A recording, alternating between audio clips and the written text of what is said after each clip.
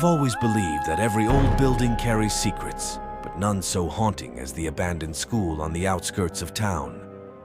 Its weathered facade loomed over the overgrown courtyard like a forgotten sentinel, a relic of forgotten memories. And within those decaying walls, amidst the echoes of children's laughter long faded, dwelled a ghostly presence that whispered tales of sorrow and longing.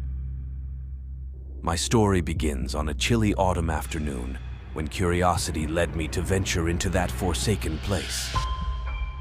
The door creaked open reluctantly, as if reluctant to reveal the mysteries held within.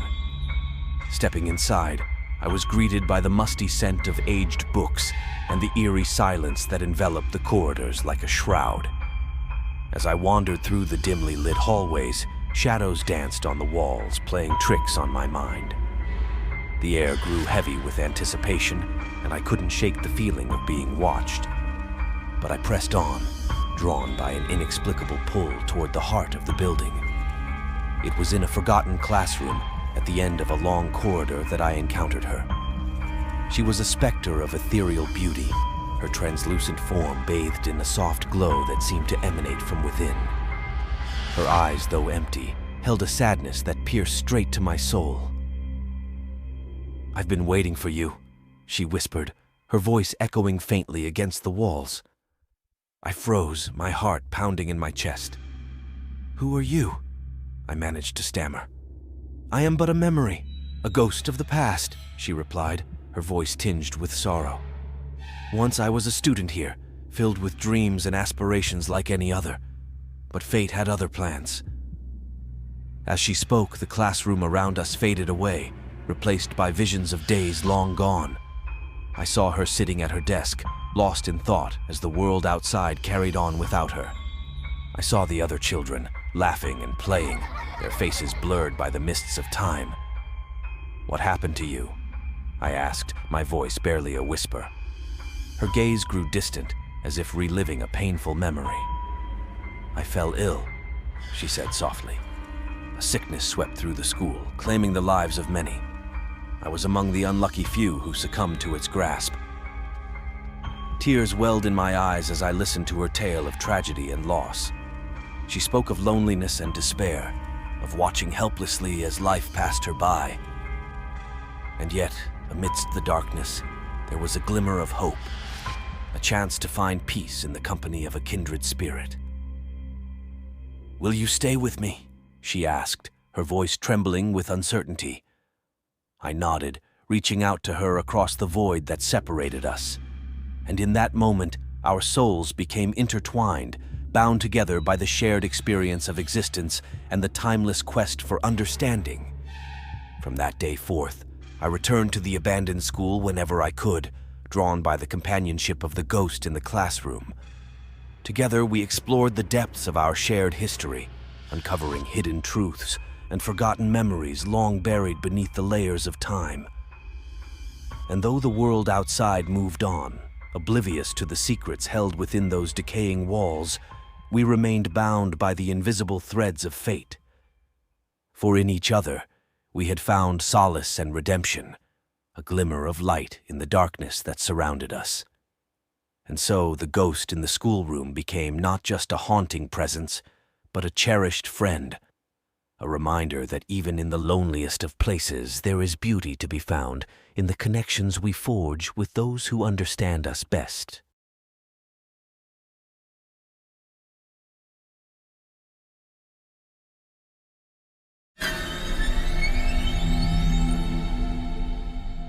In the days that followed our initial encounter, I found myself drawn back to the abandoned school with an unshakable urgency. Each visit unveiled new layers of the building's history, as if the very walls themselves yearned to share their secrets with me. And with each revelation, the bond between the ghostly apparition and me deepened, forging an unbreakable connection rooted in shared experiences of sorrow and longing. As we wandered the deserted hallways together, the ghost, whom I had come to know as Amelia, shared fragments of her past, piecing together the puzzle of her existence before it was tragically cut short. She spoke of the hopes and dreams that once filled these halls, now lost to the ravages of time and neglect. and with each tale she told, I felt a profound sense of empathy and understanding, as if her memories had become my own. Together, we explored every corner of the abandoned school, uncovering forgotten artifacts and hidden chambers that had long been sealed away from prying eyes. And with each discovery, the veil that separated the past from the present grew thinner, until it felt as if we were living in two worlds simultaneously, one of shadows and echoes, and the other of flesh and blood. But amidst the whispers of the past, there was also a sense of urgency, a feeling that time was running out. For Amelia, the passage of time held no meaning, trapped as she was in a perpetual state of existence. But for me, the fleeting nature of our encounter served as a constant reminder of the fragility of life and the importance of seizing every moment while we still can. And so, as the days turned into weeks and the weeks into months, I treasured each precious moment spent in the company of my ghostly companion, knowing that our time together was finite. But even as the world outside moved on, oblivious to the secrets held within those decaying walls, Amelia and I remained bound by the invisible threads of fate, united in our quest for understanding and redemption.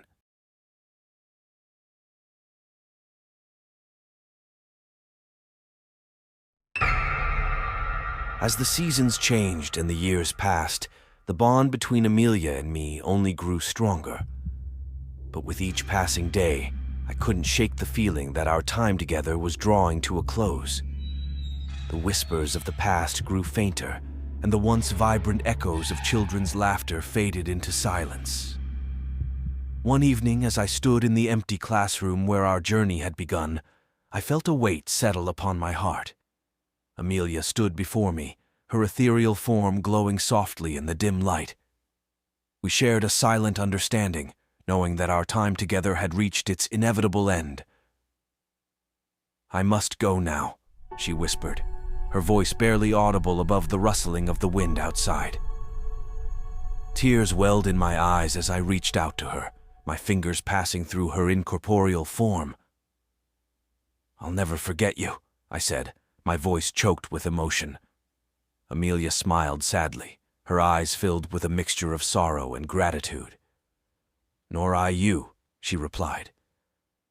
With a final glance around the classroom, Amelia faded into the shadows, leaving behind only memories and the faint scent of lilacs.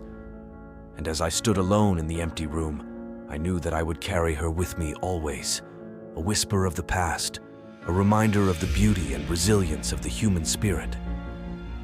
As I stepped out into the cool night air, I felt a sense of peace wash over me, knowing that Amelia had finally found the rest she so desperately sought. And though the abandoned school would always hold a special place in my heart, it was time to move forward, to embrace the future with open arms and a renewed sense of purpose. And so, as I walked away from the crumbling building and into the embrace of the starlit night, I carried with me not just the memory of Amelia, but the lessons she had taught me about love, loss, and the enduring power of friendship.